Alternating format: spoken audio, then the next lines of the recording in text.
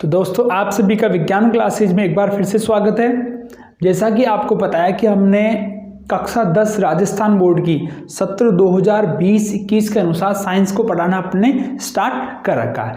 इसी कड़ी में हम पढ़ रहे हैं लेसन नंबर 1 भोजन एवं मानव स्वास्थ्य। इसके लिए अपने भाग नंबर 1 पढ़ लिया था, जिसमें हमने पढ़ा था संतुलित व असंतुलित भोजन।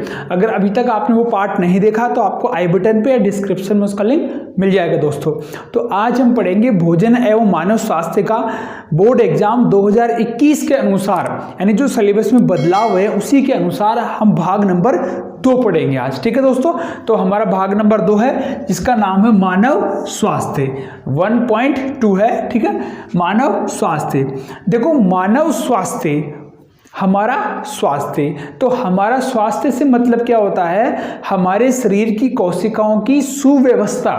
अब कोशिकाओं की अगर सुव्यवस्था अच्छी होगी, अगर उनका विकास अच्छा होगा तो इससे हमारे अंग प्रभावित होंगे। क्यों? क्योंकि कोशिकाएं मिलकर क्या बनाती है, ऊतक, और ऊतक बनाते हैं ऊतक तंत्र, ऊतक तंत्र बनाते हैं अंग। और जब हमारे अंग ही सही काम करेंगे तो फिर कुल मिला के हमारा जो शरीर है दोस्तों वो भी हमारा अच्छे ढंग से काम करेगा। अब एक बात सोचो आप लोग, मान लीजिए आपके पास में कोई बाइक है, ठीक है, बाइक है, अगर आप उस बाइक में अगर आप पेट्रोल डालेंगे तो वो बाइक आपकी चलेगी। अगर आप उसमें पेट्रोल की जगह आप केरोसिन डाल दो, या फिर आप उसमें और कोई तेल डाल दो, डामर डाल दो, कुछ भी डाल दो, ठीक है दोस्तों, तो क्या आपकी गाड़ी वैसे चल पाएगी जैसे पेट्रोल की चल रही थी? सर नहीं चल पाएगी। तो ऐसा ही हमारे मानव स्वास्थ्य के साथ में होता है बच्चों, कि अगर हम अच्छा भोजन खाएंगे, जैसा खाएंगे हम अन्न वैसा हो जाएगा हमारा तन। यानी कि अगर हमारा भोजन अच्छा होगा तो उससे हमारा स्वास्थ्य भी अच्छा होगा। और अच्छे स्वास्थ्य से तात्पर्य क्या है हमारा? अच्छे स्वास्थ्य से तात्पर्य है रोग रहित मानव शरीर। अगर जिसका रोग रहित शरीर है उसका हम उत्तम स्वास्थ्य कह सकते हैं। तो हमारे पॉइंट पे आते हैं। तो इसमें सबसे पहला पॉइंट हमारे पास में आ रहा है बच्चों, पीने योग्य पानी के गुण एवं दूषित, यानी एक तो पीने योग्य पानी यानी ड्रिंकिंग वाटर क्या होता है? देखो आप कहोगे सर हम तो कोई सा पानी पी लेते हैं, क्या आप लोग कोई ऐसा वैसा पानी पी लेते हो क्या? नहीं पीते हैं। आप लोगों ने नोटिस किया है कि नहाने धोने का पानी अपन घर पे अलग रखते हैं, अलग टंकी में रखते हैं, और पीने का पानी अपन अलग पात्र में रखते हैं या अलग बर्तन में रखते हैं। अपन क्यों रखते हैं? क्या ऐसा क्यों? ऐसा इसलिए है क्योंकि जो नहाने धोने का पानी होता है अगर वो थोड़ा सा गंदा भी होगा, गंदा का मतलब कलर से नहीं, अगर वो थोड़ा सा खारा होगा उसको भी अपन रख लेंगे, लेकिन पीने के पानी के लिए अपन अच्छा से अच्छा साफ से साफ पानी लेने की कोशिश करते हैं। तो देखो इसके गुण अपन देख लेते हैं। जैसे आप लोग सभी जानते हो पीने योग्य पानी के गुण का मतलब है उसके अपन पहचान कैसे करेंगे कि दोस्तों ये पानी पीने योग्य है। तो सबसे पहले अपन क्या देखेंगे? उसका रंग। सबसे पहले क्या देखेंगे अपन? उसका रंग। अब एक कमेंट आया था मेरे पास में, बच्चा बोला कि सर पानी के बारे में कुछ आप केमिकल तरीके से बताओ। तो देखो केमिकल तरीके से वैसे आपके कोर्स में नहीं है, लेकिन थोड़ा सा मैं आप लोगों को बता देता हूँ ताकि आपको याद भी हो जाएगा। तो देखो पानी का अणुसूत्र क्या होता है? H2O, यानी कि इसमें 2 हाइड्रोजन है और 1 ऑक्सीजन का परमाणु है, ठीक है, ये दोनों आकर मिल रहे हैं यहाँ पर, तो ये बन गया हमारा अणुसूत्र। यानी दो तो हाइड्रोजन के अणु है और एक यहाँ पर 1 ऑक्सीजन का अणु है। अब एक बात देखो, ऊपर वाले ने एकमात्र ऐसी चीज बनाई है जो तीनों अवस्थाओं में होती है। पदार्थ की कितनी अवस्थाएं? मोस्टली 3, ठोस, द्रव, गैस। देखो ठोस की बात करें तो बर्फ बन जाती है, द्रव की बात करेंगे तो जल बन जाती है, और गैस की बात करें तो भाप बन जाती है। अब एक बात सोचो भाई तुम लोग, क्या तुम तीनों इनको देख के क्या पहचान सकते हैं? क्या आप लोग इनको देख के पहचान सकते हैं? आपने देखने में क्या क्या चीजें देखी है, ऐसे क्या क्या इसके गुण हैं जिसके द्वारा आप देख के बता सकते हैं कि सर ये बर्फ है, ये पानी है और ये भाप है। यही जल के गुण होते हैं, ठीक है। तो देखो अपन पीने योग्य पानी के गुण की बात करते हैं। सबसे पहला हो गया उसका रंग। पानी का कोई रंग होता है कि पानी रे पानी तेरा रंग कैसा, तो पानी का रंग कैसा होता है, कोई रंग नहीं होता। अर्थात आपके एग्जाम में क्वेश्चन आएगा तो आप क्या लिखोगे, पानी रंगहीन होता है। दूसरा पॉइंट क्या लिखोगे आप लोग दोस्तों, दूसरा लिखोगे सर पानी का पीएच।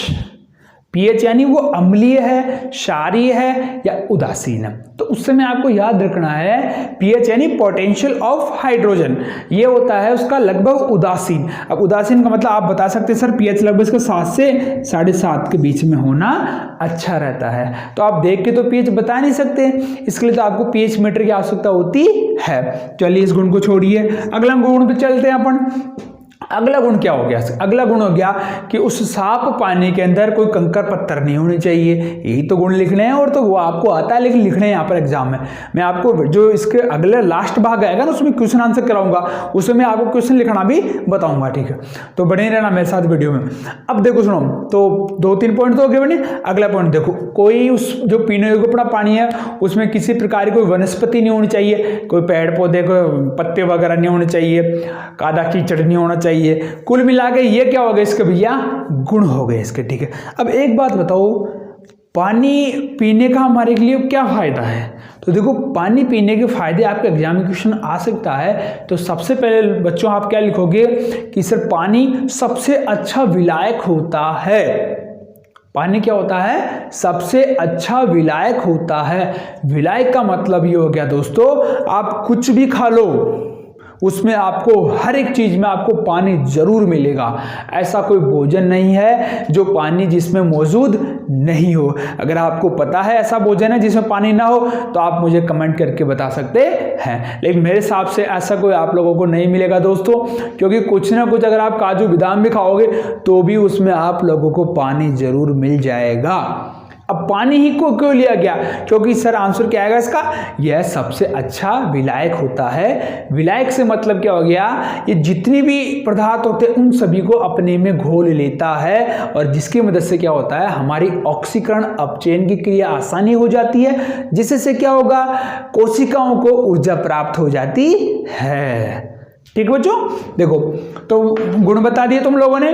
अब देखो सुनो, अगला पॉइंट क्या है, दूषित पानी के दुष्प्रभाव। यानी कि ये तो अच्छा आदमी है, ये क्या है, बुरा आदमी है। अब बुरा स्टूडेंट क्लास में बता भाई क्या पहचाना है, जो बदमाश लड़का उसको क्या पहचाना है, सर कॉपी फाड़ दी, पेन को लिकटा कर दिया, और होमवर्क की कॉपी लेके भाग गया, टेस्ट में नकल करता है, चिट से पकड़ता है, मतलब बहुत सारी है, थोड़ी बदमाशी भी करता है, इधर उधर किसी के नाम वगैरह भी लिख देता है। ऐसे सारे गुण क्या हो गए इसके, दूषित पानी है, समझ लो ये। अब इसका दुष्प्रभाव क्या है, क्लास का सर माहौल बिगड़ जाता है, पढ़ने लिखने नहीं देता। तो ये सारी बातें यार इधर लिख दो अपने क्या सीधा सीधा कि दूषित पानी यानी कि पॉल्यूटेड वाटर के साइड इफेक्ट क्या है। तो देखो सबसे पहली बात होगी, अगर आप लोग गंदा पानी पिएंगे तो सबसे पहले तो आप लोगों में बहुत सारी बीमारियां हो जाएगी, बहुत सारी बोल रहा हूं मैं आप लोगों को। यहाँ पर मैं 1-2 की बात नहीं कर रहा हूँ, लिस्ट बहुत लंबी है, 100 से भी ज़्यादा बीमारियां हो जाएगी अपन अगर गंदा पानी पिएंगे तो, ठीक है। तो देखो कितने प्रकार से होगी बीमारियां, जीवाणु के द्वारा, विषाणु के द्वारा, प्रोटोजोआ के द्वारा, ठीक है। ये बहुत सारी ऐसी कैटेगरियां हैं जिनके जो सूक्ष्म जीव हैं कवक के द्वारा, ये सारे सूक्ष्म जीव क्या होंगे, हमारे पेट में चले जाएंगे और उधर अपना विकास शुरू कर देंगे। अब जब इनकी संख्या धीरे धीरे पेट में बढ़ जाएगी तो हमारे शरीर के एंटीबॉडी को कमजोर करेंगे और उसके खिलाफ क्या तैयार कर लेंगे, एंटीजन, यानी कि अपनी एक सेना तैयार कर लेंगे। और जो हमारे जो शरीर की जो सुरक्षा करें नहीं इकाइयाँ, उनको क्या करेंगे, मारते पीटते जाएंगे। और एक ऐसा समय आएगा जब हमारे शरीर की रोग प्रतिरोध क्षमता जब घट जाएगी तो ये क्या कर देंगे, अपनी बीमारियां शुरू कर देंगे। जैसे आप लोगों को नाम सुना होगा, हैजा, पेचिस, टाइफाइड, हैं, ये सारे नाम सुने ना आप लोगों को। तो ये सारे बीमारियां किससे हो रही है, गंदा पानी पीने से हो रही है, ठीक है। तो देखो दोस्तों, अगर अपन दूषित पानी पिएंगे तो उससे बहुत सारी बीमारी हो जाएंगी, ये तो हमें पता है। लेकिन हमारे कोर्स में 2-3 बीमारियां जिनका नाम आपको पता होना चाहिए। जैसे वायरल इन्फेक्शन के कारण कौन कौन सी बीमारियां होती है, हेपेटाइटिस, फ्लू, कोलेरा, टाइफाइड, पीलिया आदि बीमारियां दूषित पानी पीने से होती है। एक देखो नोट डाल के लिख लेना आप लोग, ठीक है, ये इंपॉर्टेंट है। वैसे ये बीमारी सन 2000 के बाद में गायब हो गई है। गवर्नमेंट ने इतने सारे टीके वगैरह लगाए, इतनी सारी जागरूकता दी कि 2000 के बाद में इसका कोई केस अपने को नहीं मिला है। ये बीमारी राजस्थान में बहुत ज़्यादा होती थी, जो भी विशेष तौर पर पश्चिमी राजस्थान में, जिसका नाम होता है नारू रोग या बाला रोग। ये किसी कारण होता है, एक सूत्रकृमि की वजह से होता है, और उस सूत्रकृमि का नाम देख लेना, ड्रैकनकुलस मेंडिनेंसिस।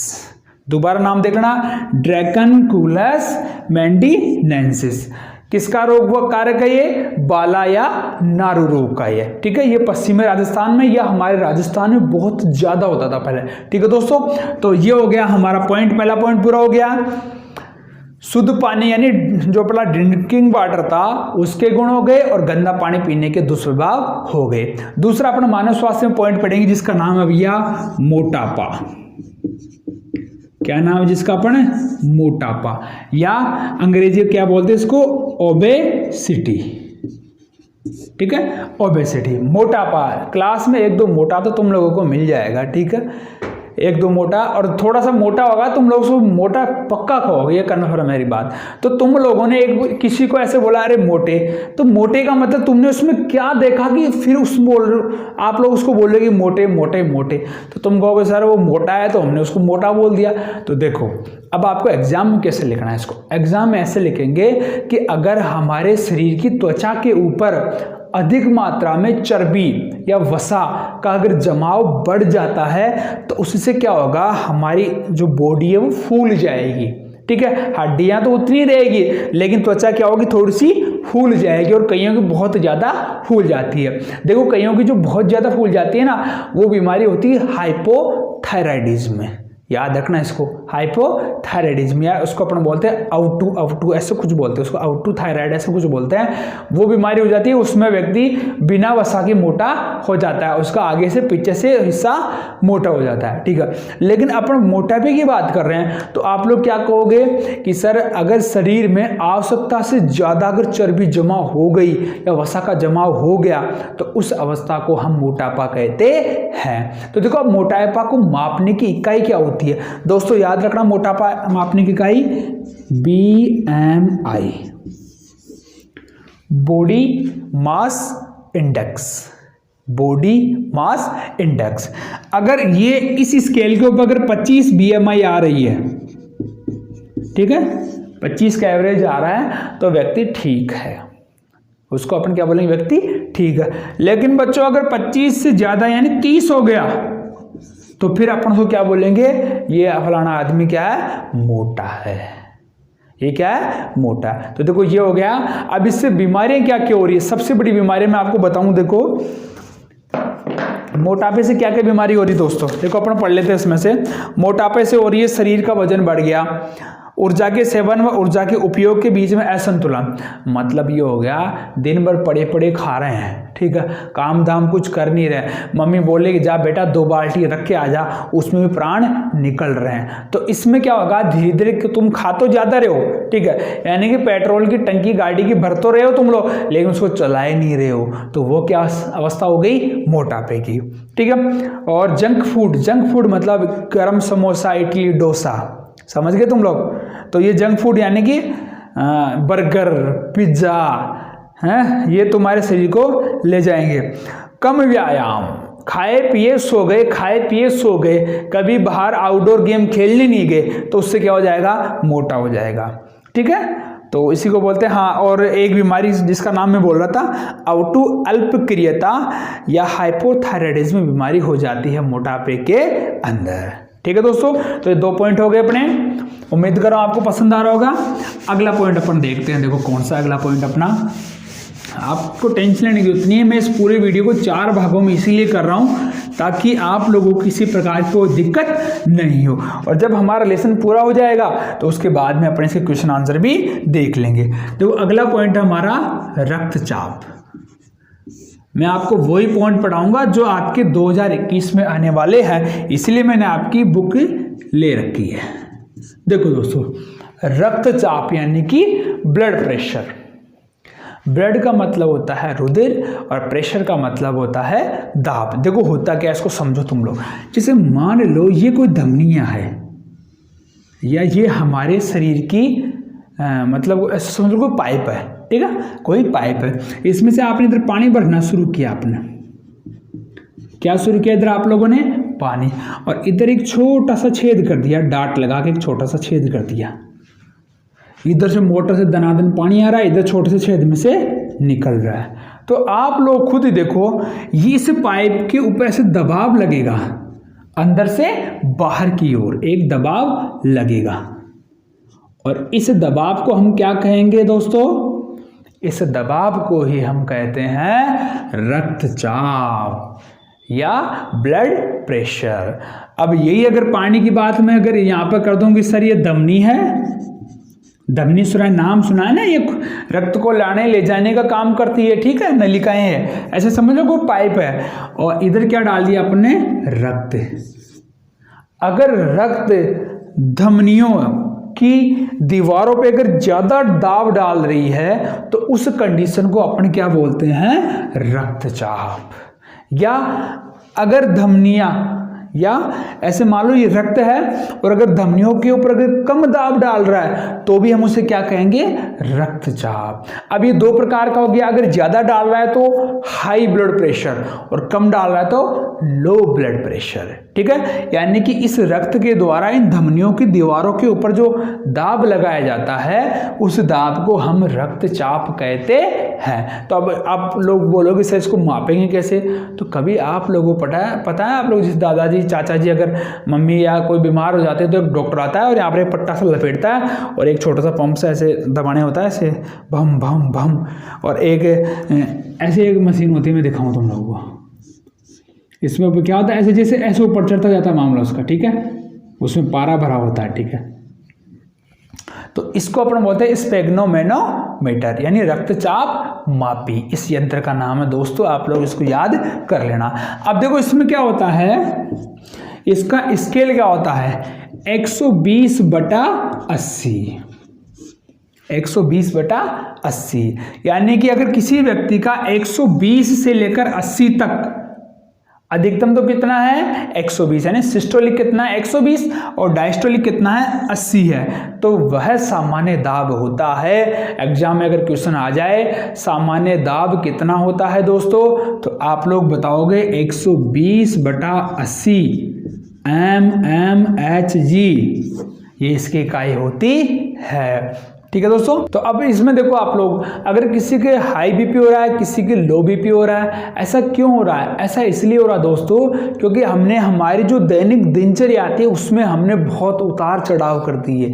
जहाँ पर अपने को खाना था वहाँ सो रहे हैं, जहाँ सोना था वहाँ खा रहे हैं, ठीक है। आप लोगों को पता है ना, तो हम मतलब व्यायाम भी नहीं कर रहे हैं और तली भुनी चीज़ें हम ज़्यादा खा रहे हैं, चिकनाई ज़्यादा खा रहे हैं, जंक फूड ज़्यादा खा रहे हैं, और कचौरी समोसा तो तुम लोग पूछो ही मत। अभी तो शादी ब्याहों का सीजन चल रहा है, तो वैसे तुम लोग चल रहे हो, काफ़ी दिनों से कोरोना चल रहा था, तुम एक दो करके खूब दबा के खा रहे हो। लेकिन अगर खाने के साथ में अगर तुम लोगों ने जैसे साइकिल चला ली, पैदल चल लिए, तो क्या होगा? जितना आपने गाड़ी में पेट्रोल भरा था वो सारा का सारा खाली हो गया, तो हमारा शरीर क्या होगा? रोगी नहीं होगा। तो देखो अगर जिनके हाई ब्लड प्रेशर होता है, एक सवाल आता है, अगर जैसे मान लो रक्तचाप का कोई रोगी है, रक्तचाप का रोगी है, तो उसका कौन सा आयन अधिक लेना चाहिए? पोटेशियम के। कौन सा लेना चाहिए उसको? पोटेशियम यानी कि के एलिमेंट उसको सबसे ज़्यादा लेना चाहिए। जो किसमें मिलता है दोस्तों? आप लोगों को पता है, भाग नंबर 1 में हमने बता दिया। अगर आपको पता है तो आप लोग मुझे कमेंट में बता सकते हैं।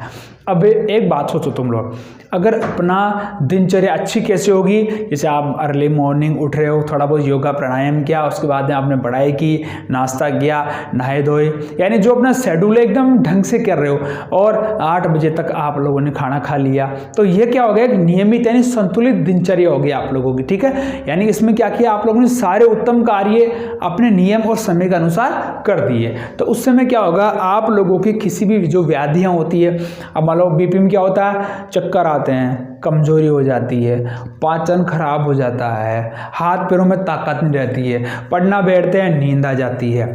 मतलब कि ऐसे देख लो तुम लोग, सिटिंग पावर तुम्हारा खत्म हो जाता है। और फिर बोलते हैं अच्छा फिर टीवी वगैरह देखने से क्या होगा, आंखों के चश्मे के नंबर बढ़ जाते हैं। ये एक बात अलग है, किसी का अगर नेचुरल प्रॉब्लम है तो वो कोई दिक्कत वाली बात नहीं है, लेकिन अगर अपन कई बार करते हैं मोबाइल सोते सोते देखते हैं, वो भी गलत है। इन सभी चीज़ों से क्या होता है, हमारा शारीरिक मतलब जो दुष्प्रभाव है जो बढ़ जाता है दोस्तों। ठीक है, उम्मीद कर रहा हूँ अपना ये पार्ट नंबर 2 समाप्त हो गया। अपन पार्ट नंबर 3 पढ़ेंगे, जिसमें अपना अगला लेसन पढ़ेंगे, जिसमें अपन गुटखा वगैरह सारी चीज़ें उसमें देखेंगे। ठीक है, देख लो तुम लोग कौन कौन से गुटखा खाते हो, तुम लोग ध्यान रखना, अगले पार्ट में बताऊंगा तुम लोगों को। ठीक है, उम्मीद कर रहा हूँ आपको जानकारी पसंद आएगी दोस्तों, तो वीडियो को लाइक से सब्सक्राइब जरूर कीजिएगा। अगर आपको कमेंट है तो मुझे कमेंट में बताइएगा दोस्तों। मिलता है नेक्स्ट वीडियो के साथ में। जय हिंद, जय भारत।